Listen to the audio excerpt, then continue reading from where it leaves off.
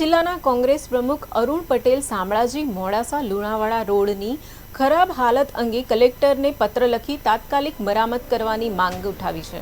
તેમણે જણાવ્યું કે ખાડાઓમાં રસ્તો શોધવો મુશ્કેલ બની ગયો છે।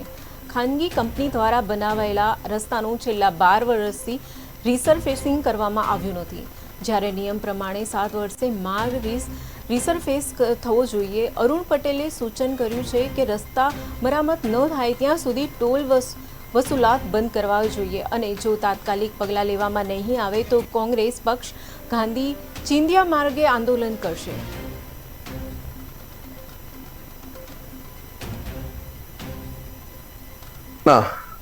મોડાસા શામળાજી અને મોડાસાથી લુણાવાડાનો રસ્તો આજથી 12 વર્ષ અગાઉ ખાનગી કંપની દ્વારા બીઓટી ધોરણે બનાવવામાં આવ્યો હતો।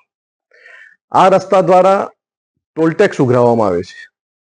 રસ્તાની હાલત એટલી બધી ખરાબ છે કે ખાડાની અંદર રસ્તો શોધવો પણ મુશ્કેલ છે। આ ખાનગી કંપની દ્વારા રસ્તો 12 વર્ષ અગાઉ બન્યા પછી એક પણ વખત સળંગ રીસર્ફેસ કરવામાં આવ્યો નથી। આમ તો જનરલી 7 વર્ષે સળંગ રસ્તો રીસર્ફેસ કરવાનો હોય છે, પરંતુ આ રસ્તો ટુકડે ટુકડે એના ટુકડા કરવી અને રીસર્ફેસ કરવામાં આવતો હોય છે। આ રસ્તા ઉપર ચોમાસા પછી એટલી હદે ખાડા પડી ગયા છે કે વાહન ચાલકોની પરિસ્થિતિ બિલકુલ દયનીય થઈ છે। આ રસ્તા ઉપર જે ટોલ ફ્રી નંબર હોય એની પણ જાણકારી પૂરી આપવામાં આવતી નથી।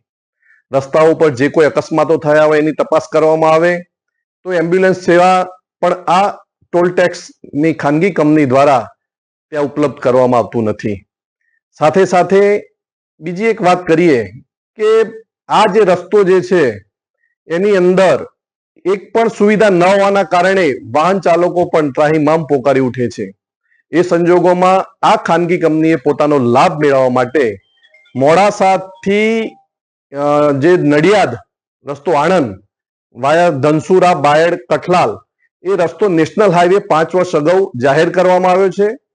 એ રસ્તાનું કામ પણ થતું નથી અને એ રસ્તા ઉપર ભારે વાહનોને પ્રતિબંધિત કરવામાં આવ્યા છે, જેના કારણે આ રોડના રસ્તાને ટોલ ટેક્સનો લાભ મળે પણ પૂરતી સુવિધાઓ ટોલ ટેક્સને અપાતી નથી।